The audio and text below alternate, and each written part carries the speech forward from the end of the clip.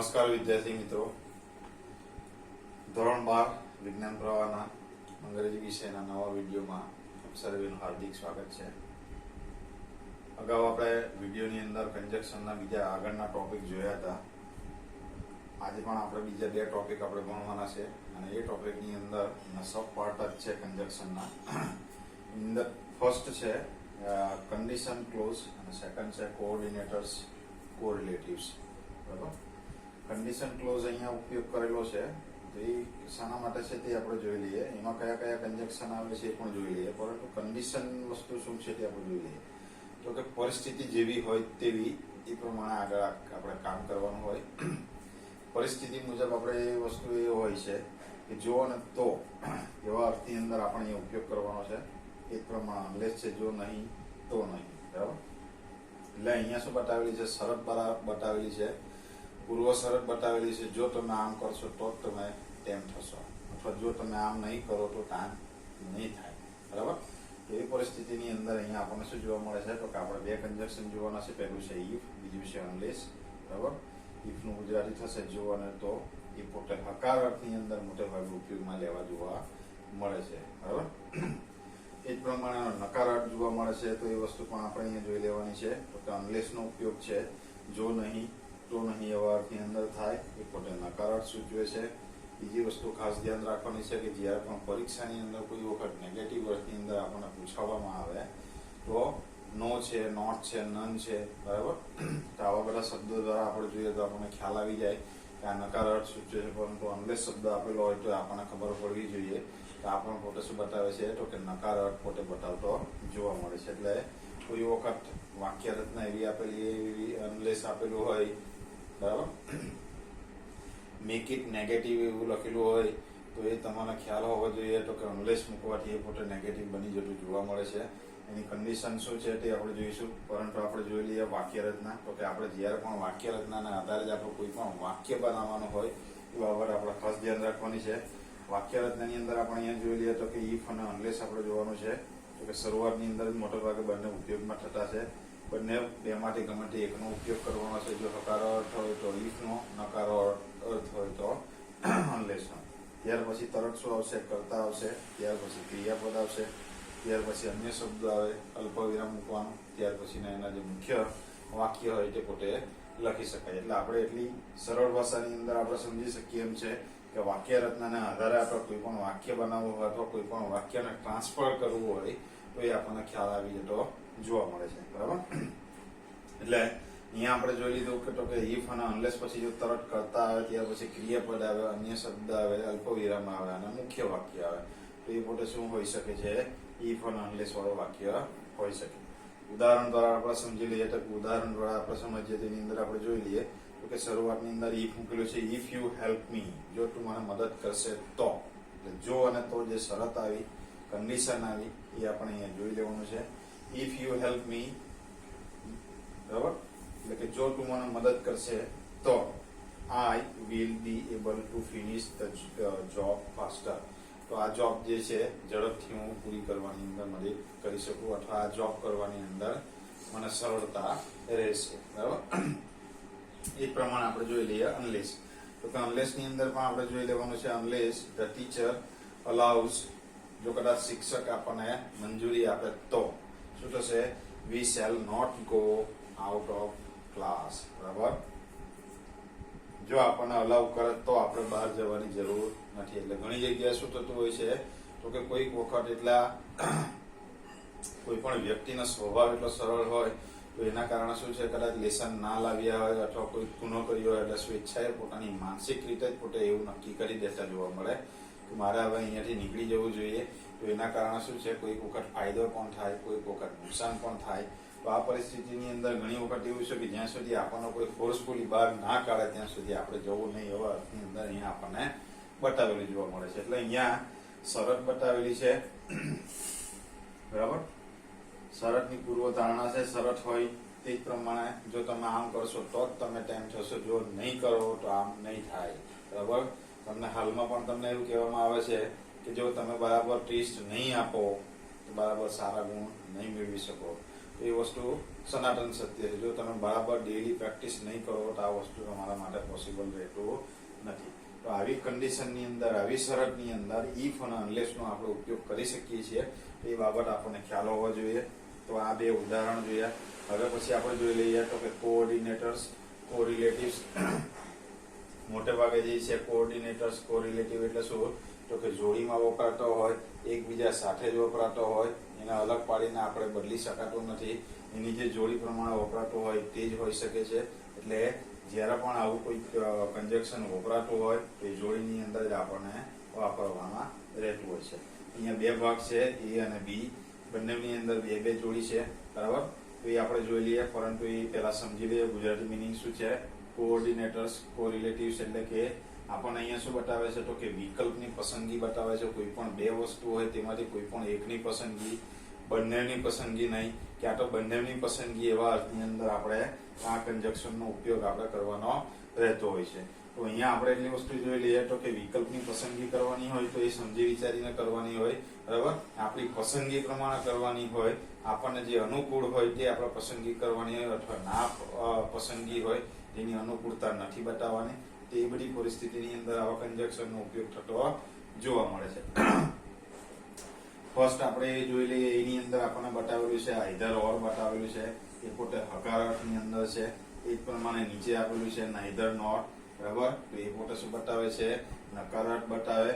તો અહીંયા આપણને બે સરખા જ શબ્દો જોવા મળે છે, ફક્ત એક જ અક્ષરનો ફેર છે. અહીંયા એન નો ફેર છે, અહીંયા પણ એન નો ફેર છે. બાકી બંને ઉપર નીચે બંને સરખું જ જોવા મળે છે, પરંતુ એના મિનિંગ અલગ અલગ થતા જોવા મળે છે. એન ઉમેરાઈ જવાથી નેગેટિવ અર્થ બતાવે, એન નહીં હોવાથી એ પોતે પોઝિટિવ અર્થ બતાવતો જોવા મળે છે. તો આના પહેલાનો આઈધર નો અર્થ શું થાય? કાં તો આ, કાં તો તે. બે માંથી કોઈ પણ એકની પસંદગી બતાવવાની છે. ક્યાં તો તું આ લઈશ, ક્યાં તો તું તે લઈશ, ક્યાં તો તું આ પીશ, ક્યાં તો તું પેલું પીશ. બે માંથી ગમે તે એકની પસંદગી બતાવવાની છે. જ્યારે અહીંયા શું છે? તો કે આ પણ નહીં, પેલું પણ નહીં. પેલું એટલે કે અથવા તે પણ નહીં, એવા અર્થની અંદર પણ આપણે એનો ઉપયોગ કરી શકીએ છીએ. તો અહીંયા આપણે શું છે? તો કે આ પણ નથી લેવાનું, પેલું પણ નથી પીવાનું. કદાચ તમારી પસંદગી એવી હોય, તમને કોઈ જગ્યાએ તમને જેને એવું કહેવામાં આવે કે તમે શું પીશો, ચા પીશો કે કોફી પીશો, બરાબર? તો ચા પણ નથી પીતા અને કોફી પણ નથી પીતા, તો તમારે શું વાપરી શકાય? નાઈધર નોર વાપરી શકાય. ક્યાં તો તમે ચા મૂકો, ક્યાં તો કોફી મૂકો. બેમાંથી ગમે તે એક જુદી સરળતા મુજબ હોય, બીજા જે પસંદગી હોય એ મુજબ જો મૂકતા હોય તો તમે પોતાની પસંદગી બતાવી શકો. તો અહીંયા વિકલ્પની પસંદગી આપણે કરી શકીએ હકારાર્થ નકારાર્થની મુજબ, બરાબર? એ જ પ્રમાણે અહીંયા શું છે? બોથ અને એન્ડ. એનું ગુજરાતી શું થાય? તો કે બંને. પોતે હકારાર્થની અંદર છે અને પોતે સમુચ્ચયવાચી છે. એટલે શું? તો કે એકબીજા સાથે સંકળાયેલા જોવા મળે છે. એ જ પ્રમાણે નોટ ઓનલી બટ ઓલ્સો, એટલે કે આ એકલું જ નહીં, આ પણ. એટલે આ એકલું જ નહીં પરંતુ બીજું પણ. એ જ પ્રમાણે આપણે ઉદાહરણ પ્રમાણે સમજીશું. એ પણ પોતે હકારાર્થની અંદર સૂચવે છે અને સમુચ્ચયવાચી છે. એટલે એકબીજાના કોરિલેશનમાં મોટા ભાગે વપરાતા જોવા મળે છે. જ્યારે પણ બોથ એન્ડ અને નોટ ઓનલી બટ ઓલ્સો ની અંદર વાત કરીએ, નાઈધર નોર ની વાત કરીએ, આઈધર ઓર ની અંદર વાત કરીએ, તો મોસ્ટલી બે વસ્તુની વચ્ચે જ આપણી સરખામણી બતાવેલી હોય. તેમાંની એક વસ્તુ કદાચ ગ્રુપની અંદર પણ હોઈ શકે, ના પણ ગ્રુપ હોય, એક વ્યક્તિની બીજી વ્યક્તિ જોડે પણ સરખામણી થયેલી હોય, કોઈ બે વસ્તુની પણ વાતચીત થયેલી હોય. તો આવી પરિસ્થિતિની અંદર આપણે જોવાનું છે તો કે આવા કન્જક્શનનો ઉપયોગ કરી શકાય. નીચે ઉદાહરણ આપણે જોઈ લઈએ તો ઉદાહરણની અંદર આપણે શું કરી શકીએ છીએ? તો કે નીચે ઉદાહરણ પ્રમાણે આપણે સમજી લઈએ તો કે અહીંયા ઉદાહરણ આપણને આપેલું છે. પહેલું ઉદાહરણ આપેલું છે either you drink T or coffee. શું કહે છે? તું શું પીશ, ચા પીશ કે કોફી પીશ? બેમાંથી કોઈ પણ એકની પસંદગી બતાવેલી છે. કારણ કે જ્યારે પણ આપણે કોઈને ત્યાં મહેમાન તરીકે જતા હોઈએ અથવા કોઈ પણ જગ્યાએ જતા હોઈએ, તો તમારા મિત્ર હોય, કોઈ પણ વ્યક્તિ હોય, સંબંધી હોય, તો તમને સરળતા ખાતર તમને એવું પૂછતા હોય કે શું તમે ચા પીશો કે કોફી પીશો, બરાબર? કોઈને ખબર હોય કે આ બોર્નવિટા પી છે અથવા તો આ દૂધ પી છે, તો શું આવશે? આઈધર યુ ડ્રિંક મિલ્ક ઓર બોર્નવિટા. તો કે એવી પણ પરિસ્થિતિની અંદર તમને કોઈ પણ પ્રશ્ન પૂછી શકે છે, બરાબર? એ જ પ્રમાણે અહીંયા આપણે જોઈ લેવાનું છે તો કે બીજું ઉદાહરણ છે neither you drink tea nor coffee. શું બતાવેલું છે? તો કે તું શું પીશે? તું કોફી પણ નહીં પીશ, ચા પણ નહીં પીશ, બરાબર? તો કે એવા અર્થની અંદર શું કહે છે? આ પરિસ્થિતિની અંદર આપણે શું છે નાઇટર નોનનો ઉપયોગ થતો જોવા મળે છે. એટલે કે આ કોફી પણ નહીં અને ચા પણ નહીં, બરાબર, એટલે બંને નહીં, આમાં બેમાંથી કોઈ પણ એકની પસંદગી બતાવે. હવે ત્રીજું અને ચોથું જોઈએ તો કે એ પણ કોરિલેશનમાં છે, એ પણ આપણે જોઈ લઈએ. આઈ ટેક બોટ, શું કે છે, હું બંને લઈશ, મિલ્ક એન્ડ ટી, બરાબર, દૂધ અને ચા બંને લઈશ. તો ઘણી વખત કોઈ વ્યક્તિ શું છે તો કે ચા પીતા હોય તેને પ્યોર ચા નથી ભાવતી, તો એના કારણે પોતે શું કરી શકે છે તો કે દૂધમાં ચામાં દૂધ પણ થોડું નાખીને પીતા જોવા મળે છે. તો કે એ વ્યક્તિ આ રીતના હોઈ શકે છે. અથવા ટી અને મિલ્ક, આપણા ગુજરાતની અંદર મોસ્ટલી જોવા જઈએ તો ચા અને દૂધ બંને મિક્સ થતું જોવા મળે. પરંતુ તમે કદાચ કોઈ 3 સ્ટાર કે 4 સ્ટાર હોટલમાં કે 5 સ્ટાર હોટલમાં કદાચ કોઈ જગ્યા ફરવા જવાનું થાય અથવા આઉટ કન્ટ્રીમાં તમારે જવાનું થાય તો ત્યાં શું તમને જોવા મળે તો કે આપણા જેવું ભેગી ચા અને દૂધ મળતું નથી. દૂધ અલગ હોય, ચા અલગ હોય, ટી બેગ હોય તો એની અંદર શું કહે છે તો કે બંને મિક્સ કરીને પોતે પીવા ઈચ્છા ધરાવતા હોય, કોઈ એકલી ચા પીવા તૈયાર હોય, એટલે પોતપોતાની પસંદગી ત્યાં બતાવવાની હોય, તે પ્રમાણે કરતા હોય છે. એ જ પ્રમાણે અહીંયા આપણે જોઈ લઈએ તો કે ચોથું જે ઉદાહરણ છે, I take not only milk but also tea. શું કહે છે, એટલે કે હું એકલું ચા દૂધ નહીં લઈશ પરંતુ સાથે સાથે શું લઈશ, ચા પણ લઈશ. એટલે કે ચા ઉમેરીને પણ પોતે પીતા જોવા મળે છે. એટલે કે અલગ અલગ વ્યક્તિઓ પોતપોતાની પસંદગી અલગ અલગ બતાવતા હોય, કોઈ પણ બે વસ્તુ વચ્ચેની પસંદગી બતાવવાની હોય, એટલે આવા કંજક્શનનો મોટા ભાગે ઉપયોગ થતો જોવા મળે છે. એટલે આપણે અહીંયા શું જોઈ લીધું તો કે કંજક્શનની અંદર મોસ્ટલી આપણે જોયું તો કે કન્ડિશન ક્લોઝની અંદર બે આપણે ઇફ અને અનલેસ જોયું.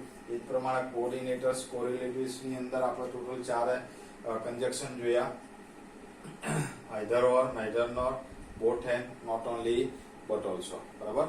એટલે આ બધા જ વસ્તુ જે છે, આ બધા જ કંજક્શન છે, આપણે અલગ અલગ જગ્યાએ એનો ઉપયોગ કરી શકીએ છીએ. પરંતુ આપણને એવું લાગે કે જે જગ્યાએ સરળતા છે, જે જગ્યાએ ઉપયોગ થઈ શકે એવો છે, એ જગ્યાએ જ આવા કંજક્શનનો ઉપયોગ કરવાનો જોવા મળે છે, બરાબર. તમને સૂચના શું આપેલી છે એ ખાસ ધ્યાન રાખવું, કારણ કે પરીક્ષાની અંદર, ટેસ્ટની અંદર જ્યારે પણ તમને આવા પ્રશ્નો પૂછવામાં આવે તો એ પ્રકારની પોતાની તૈયારી બતાવવી જોઈશે. બીજી વસ્તુ એ છે કે ઘણા લોકોને શું છે તો કે આ બધી પરિસ્થિતિની અંદર, એટલે કે આ બધું જે સમજાવવામાં આવે છે, કદાચ કોઈ વ્યક્તિને સમજ નથી પડતી, તો એની અંદર શું થાય છે તો કે એના માટેની આપણે પ્રેક્ટિસ કરવી પડે.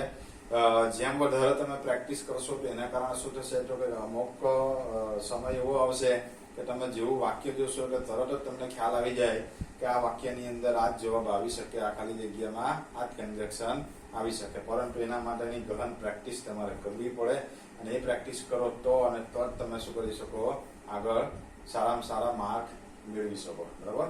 આ બધું જ પરીક્ષા માટે ખૂબ જ આઈએમપી છે, એટલે ખાસ નોટબુકની અંદર નોંધ કરજો. અલગ નોટ બનાવેલી હોય તેની અંદર ખાસ લખજો. હજુ પણ વિડીયો નહીં જોતા હોય તો જોજો, કારણ કે પરીક્ષા જેવી જ ઓફલાઈન સ્કૂલ ચાલુ થશે એટલે તરત જ આની નોટ હું માંગીશ, એટલે એ વસ્તુ પણ તમારે તૈયારી રાખવી પડશે. અને ત્યાર પછી અત્યાર સુધી કદાચ ચાલી ગયું 11મા ધોરણમાં કે કદાચ નોટ ચેક ના કરી, પણ હું જ્યારે પણ ઓફલાઈન સ્કૂલ ચાલુ થશે તેના 1 વીકની અંદર જ શું કરવામાં આવશે, હું આ નોટ ચેક કરીશ. એટલે ત્યાર પછી પાછળથી એવું નહીં કહેતા કે સાહેબ અમને ખ્યાલ નહીં હતો. તો હજુ પણ તમને કહી દઉં છું, આ બધી વસ્તુ કંજક્શન તમે ખાસ કરજો, કારણ કે આમાં ઘણી બધી મહેનત જાય છે અને એ મહેનત વેડફાઈ ના જાય એનું ધ્યાન રાખજો. આ પરીક્ષાની અંદર પૂછાવાની શક્યતા છે અને છે, બરાબર. એટલે હું માનું છું ત્યાં સુધી તમને આ વિડીયોમાં ખબર પડી ગઈ હશે, ટોપિકમાં ખબર પડી ગઈ હશે. નેક્સ્ટ વિડીયોમાં મળશું નવા ટોપિક સાથે. જય હિન્દ, જય ભારત.